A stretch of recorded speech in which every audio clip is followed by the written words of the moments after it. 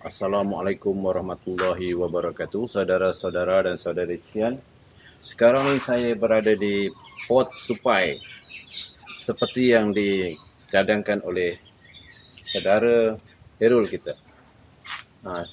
Di mana lokasi ini adalah sempadan Melaka dan Negeri Sembilan. Ini terletak di Melaka ya.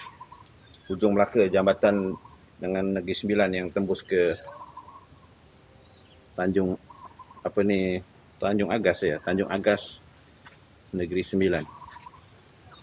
Dekat kat daerah Bodison sana lah. Kat situ ada warung sedap katanya, tapi hari ni tutup ya, hari Khamis. Dia sarapan apa tak tahulah. Sebab hari ni tak dapat jumpa. Dan di sana tu adalah restoran apa namanya tu? Restoran terapung. Jangan takut duitnya tak terapung ya. Duit tak terapung.